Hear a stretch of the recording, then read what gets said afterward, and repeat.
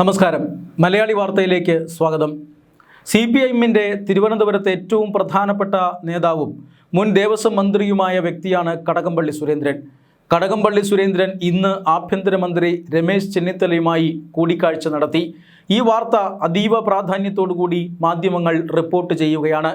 ഇതിന് രണ്ട് കാരണങ്ങളുണ്ട്. ഒന്ന്, ശബരിമല സ്വർണ്ണക്കൊള്ള കേസുമായി ബന്ധപ്പെട്ട അന്വേഷണം അത് പ്രത്യേക വഴിത്തിരിവിൽ നിൽക്കുന്ന ഘട്ടമാണ്.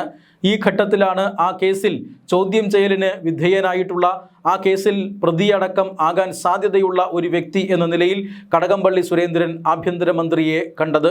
മാത്രമല്ല, മറ്റൊരു പ്രധാനപ്പെട്ട കാര്യം, സാധാരണഗതിയിൽ നേതാക്കന്മാർ മന്ത്രിമാരെ കാണാൻ എത്തുന്നത് പോലെയല്ല കടകംപള്ളി സുരേന്ദ്രൻ ഇന്ന് വന്നത് എന്നതാണ്.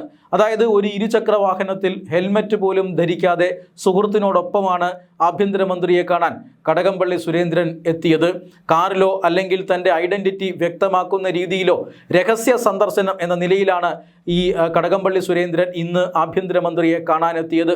ചെറിയ ചെറിയ ശുപാർശകളുമായിട്ടാണ് താൻ വന്നത് എന്നാണ് ഇത് സംബന്ധിച്ച് കടകംപള്ളി സുരേന്ദ്രൻ്റെ പ്രതികരണം. പക്ഷേ ശബരിമല സ്വർണ്ണക്കൊള്ള കേസ് നിർണായകമായ ഒരു ഘട്ടത്തിൽ നിൽക്കുമ്പോൾ ഈ കേസിൽ മുൻ ദേവസ്വം മന്ത്രി കൂടിയായ കടകംപള്ളി സുരേന്ദ്രൻ എന്തിന് രമേശ് ചെന്നിത്തല എന്ന ആഭ്യന്തരമന്ത്രിയെ കണ്ടു എന്ന ഒരു ചോദ്യം പ്രസക്തമാവുകയാണ്. ശബരിമല സ്വർണ്ണക്കൊള്ള കേസിൽ അന്വേഷണം പുരോഗമിച്ചുകൊണ്ടിരിക്കുകയാണ്. അന്വേഷണം നിർണായക ഘട്ടത്തിലുമാണ്. എത്രയും വേഗം കുറ്റപത്രം സമർപ്പിക്കാനാണ് ഇപ്പോൾ പ്രത്യേക അന്വേഷണ സംഘം ശ്രമിക്കുന്നത്. പ്രത്യേക അന്വേഷണ സംഘം ഹൈക്കോടതിയുടെ നിർദ്ദേശാനുസരണവും ഹൈക്കോടതിയുടെ മേൽനോട്ടത്തിലുമാണ് ഈ കേസ് അന്വേഷിക്കുന്നത്. ശബരിമലയിലെ ശ്രീകോവിലിൻ്റെ ഭാഗങ്ങൾ ഇളക്കിക്കൊണ്ടുപോവുകയും അതിലെ സ്വർണം അടിച്ചു മാറ്റുകയും ഇലക്ട്രോപ്ലേറ്റ് ചെയ്ത് തിരികെ കൊണ്ടുവയ്ക്കുകയും ചെയ്തു എന്നാണ് കേസ്. കിലോ കണക്കിന് സ്വർണമാണ് കാണാതായത്. ഈ കേസിൽ ഉണ്ണികൃഷ്ണൻ നമ്പൂതിരി മുഖ്യ പ്രതിയാണ്. പ്രതികളെല്ലാം സ്വാഭാവിക ജാമ്യം ലഭിച്ച് പുറത്തുപോയി. കാരണം കുറ്റപത്രം സമർപ്പിക്കാൻ വൈകിയതാണ്. കേസുമായി ബന്ധപ്പെട്ട ചില ശാസ്ത്രീയ തെളിവുകൾ, ശാസ്ത്രീയ പരിശോധനാ റിപ്പോർട്ടുകൾ ഇതെല്ലാം ലഭിക്കാൻ വൈകിയതുകൊണ്ടാണ് പ്രത്യേക അന്വേഷണ സംഘത്തിന് സമയത്തിന് കുറ്റപത്രം സമർപ്പിക്കാൻ കഴിയാതെ പോയത്. ഹൈക്കോടതിയുടെ മേൽനോട്ടത്തിൽ അന്വേഷണം നടക്കുന്നു എന്നുള്ളത് കൊണ്ട് തന്നെ SIT അന്വേഷണത്തിൽ തൃപ്തിയും വിശ്വാസ്യതയുമെല്ലാം കേരളത്തിലെ ജനങ്ങൾ പ്രകടിപ്പിച്ചിരുന്നു.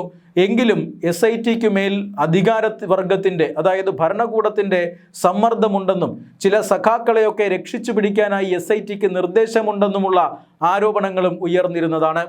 ഉണ്ണികൃഷ്ണൻ പോറ്റിയും മുരാരി ബാബുവും അത് അടക്കം, അല്ലെങ്കിൽ ഈ കേസിൽ തന്ത്രിയെ വരെ അറസ്റ്റ് ചെയ്ത് ഒരു ഘട്ടത്തിൽ SIT ജയിലിലിട്ടു.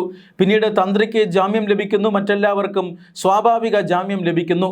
തന്ത്രിക്കെതിരെ തെളിവില്ല എന്ന് പോലും പിന്നീട് ഹൈക്കോടതിയുടെ പരാമർശങ്ങൾ ഉണ്ടാകുന്നത് നമ്മൾ കണ്ടതാണ്. അതിനെതിരെ ഹൈക്കോടതിയിൽ അപ്പീൽ പോവുകയും ഒക്കെ ചെയ്തു നമ്മുടെ SIT. എന്തായാലും അന്വേഷണം ഇങ്ങനെ ഒരു നിർണായകമായ ഘട്ടത്തിൽ നിൽക്കുമ്പോൾ മറ്റു ചിലരെ കൂടി പ്രതി ചേർക്കാനുള്ള ശ്രമമാണ് ഇപ്പോൾ SIT നടത്തിക്കൊണ്ടിരിക്കുന്നത്. കഴിഞ്ഞ Devaswom board president PS Prashant അടക്കം ഉടൻ പ്രതി ചേർക്കപ്പെടും എന്ന സൂചന പുറത്തു വന്നു കഴിഞ്ഞിരിക്കുന്നു.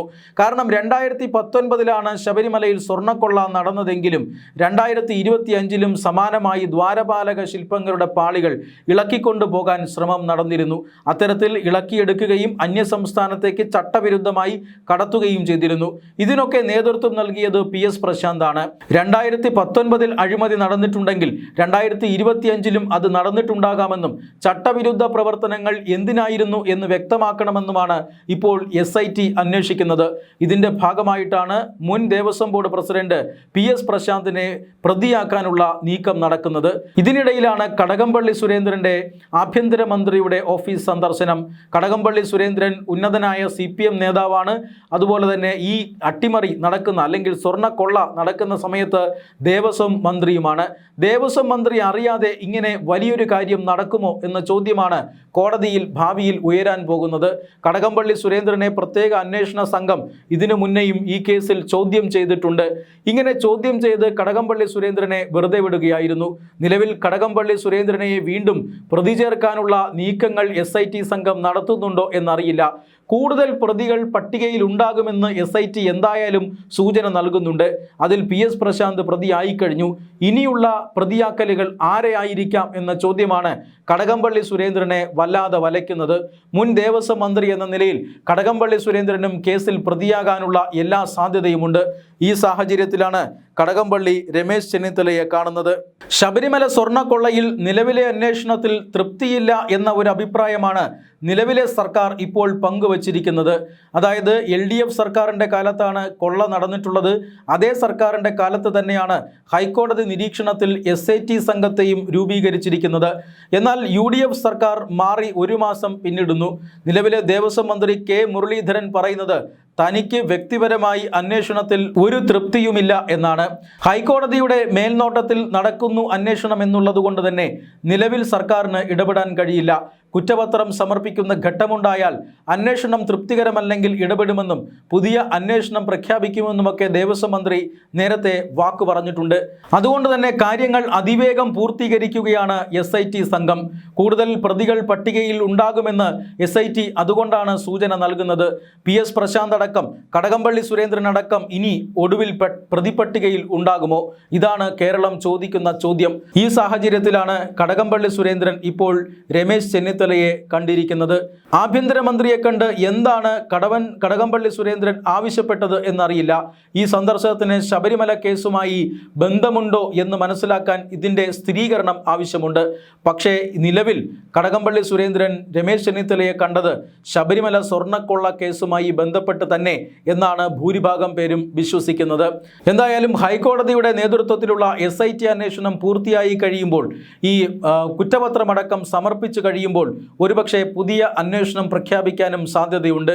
അതുകൊണ്ട് തന്നെ ആഭ്യന്തരമന്ത്രിക്ക് ചില കാര്യങ്ങൾ ഉപദേശിച്ചു കൊടുക്കുക എന്നത് സന്ദർശനത്തിൻ്റെ ലക്ഷ്യമായിരിക്കാം. ഭരണതലത്തിലെ സ്വാധീനം കാരണമാണ് കടകംപള്ളി സുരേന്ദ്രനെ ഇതുവരെ അറസ്റ്റ് ചെയ്യാത്തതെന്നും കടകംപള്ളി സുരേന്ദ്രനെ ചോദ്യം ചെയ്യാത്തതെന്നും വാർത്തയുണ്ട്.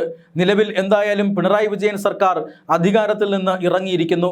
ഈ സാഹചര്യത്തിൽ കടകംപള്ളി സുരേന്ദ്രനെ അടുത്ത് SIT സംഘം ലക്ഷ്യം വയ്ക്കുന്നുണ്ടോ എന്നറിയില്ല. അങ്ങനെ ലക്ഷ്യം വയ്ക്കുന്നുണ്ടെങ്കിൽ അത് കടകംപള്ളി സുരേന്ദ്രൻ അറിഞ്ഞിട്ടുണ്ടാകണം. തന്നെ സംരക്ഷിക്കാനും തനിക്കെതിരെ നീക്കങ്ങൾ പാടില്ല എന്ന് പറയാനുമായിരിക്കും ഒരുപക്ഷെ രമേശ് ചെന്നിത്തലയെ കടകംപള്ളി സുരേന്ദ്രൻ കണ്ടിട്ടുണ്ടാവുക എന്നാണ് സമൂഹ മാധ്യമങ്ങളിൽ ഇപ്പോൾ ചർച്ചയാകുന്ന കാര്യം. പക്ഷേ ഇക്കാര്യങ്ങളൊന്നുമല്ല, ചെറിയ ചെറിയ മണ്ഡലത്തിലെ ശുപാർശകളുമായിട്ടാണ് ആഭ്യന്തരമന്ത്രിയെ കാണാൻ എത്തിയത് എന്നാണ് ഇപ്പോൾ കടകംപള്ളി സുരേന്ദ്രൻ തന്നെ വിശദീകരിക്കുന്നത്.